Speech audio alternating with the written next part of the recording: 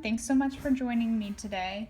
I've gotten a couple of requests and questions on my videos about connecting your letters once you start practicing calligraphy. So I just wanted to go over a couple of things today regarding that. First of all, I'll go ahead and let you know what materials I'm using. I use a Tachikawa straight nib holder. Really easy to get a hold of one of these guys on Amazon. I am currently using, let's see if I can get this nib out to show you. I'm currently using a Nico nib, and this one actually has number 357 on it.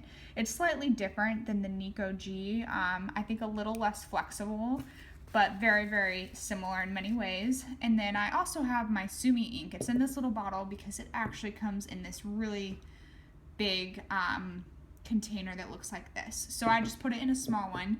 I get these little dip ink, little ink jars from Michael's basically. So I'm just gonna go over some tips today that will hopefully continue to help both left-handed and right-handed calligraphers. All right, another quick tip I want to talk about is if you're doing calligraphy for the very first time, I just want you to know that on most nibs there is actually a protective layer of, it's not like oil, I'm not quite sure what to call it, but there is a protective layer on the pen to preserve the nibs before they're used. And to get rid of that and make your ink flow a lot better, actually just get a potato and put the nib right into it, just like that. And that is actually going to take off the protective layer of oil that your nib has. So if you've had problems with the ink coming off, and I just wipe it off like this. If you've had any problems with the ink dripping off of your nib or not staying on it when you're writing, that could be part of your issue, is that you just haven't prepped it yet. So that's just a little tip. All right, so I'm gonna go ahead and get started here. I'm gonna go ahead and dip my pen into the ink, get it nice and loaded there. And I'm just gonna start by lettering some A's real quick. Just nice and easy, and these are gonna be lowercase.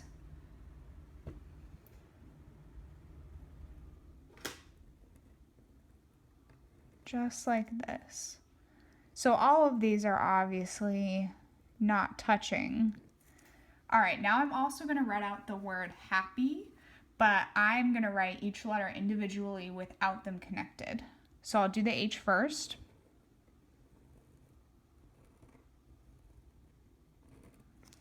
I'll do the A. I'll do both P's.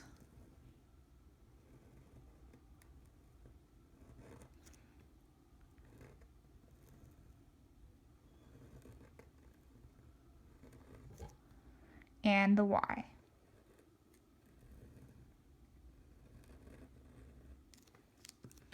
All right, so we're gonna take a quick look at these letters real quick to see what they have in common, so that way I can show you the next step to connecting them. So when we look at these individual letters in the word happy, what I've done with all of my letters is I've essentially made sure that I'm finishing off the end of each one by bringing it back up. So I could have left the H ending down here like you would with your normal handwriting, but I always add an extra little swoop upwards, because by adding that upward swoop, you're going to be able to connect to the next letter a lot easier, and that might not always be a first instinct for people when writing, but as you continue to practice calligraphy, you're going to get really used to doing that. So instead of ending your letters at the bottom like you would with normal handwriting, make sure to add an upstroke at the end. Okay, so now I'm going to go ahead and write out the word happy completely with the letters connected, and I'll kind of talk you through this. So upstroke, downstroke with pressure, upstroke, downstroke, upstroke, And then you can start your next letter a little bit over. You don't need to keep your pen on the paper the entire time. It's totally okay to pick it up to do the next letter. So I actually start my A over here, up, down. I hit where that other upstroke was, up, and then down again, another upstroke. And then my P actually starts from where I ended the previous letter. So I'll bring the stem down like this. I'm just going to do a straight stem instead of looping it like the one above, just to make this a little easier. And then you'll pick up your nib again, touch it down here, downstroke. We'll do our loop upwards, so you have another upstroke. Draw the next line for the P. And then once again, you'll pick up your nib, touch it back here at the top, another downstroke, another upstroke. So you're setting yourself up every single time for the next letter that's happening by doing that upstroke at the end. Downstroke, upstroke, downstroke, up. So there you have it, the whole word written out in its entirety. I'm going to go ahead and write out some other words as well, just so you can kind of watch my technique a little more closely for when I'm writing my letters. And I just do have to say real quick that since I am left-handed, I am an underwriter, which means I'm approaching my lettering basically from the bottom the entire time. I don't have my hand up like this, otherwise I would be smudging. So that is the technique that I use. All right. I'm going to go ahead and write the word Monday.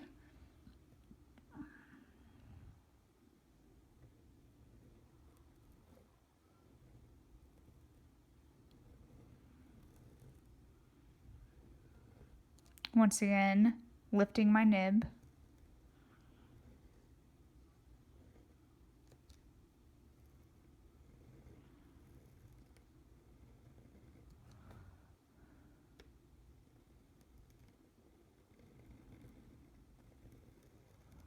Always ending each letter with another upstroke to get ready to connect it to the next letter. And this is very easy to practice too as well with just basic cursive. So if you don't want to use your nib and your ink, you can just get a notebook and work on your cursive and connecting your letters, because that's going to help you figure out the natural movement a lot more. All right, I'm going to go ahead and write my name as well.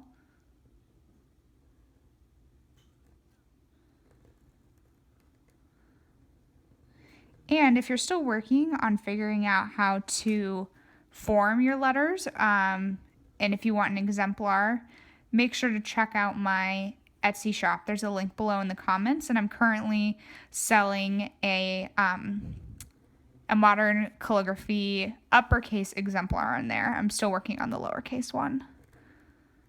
But that way you can have a resource for how you want your letters to potentially look, or at least one alphabet anyway.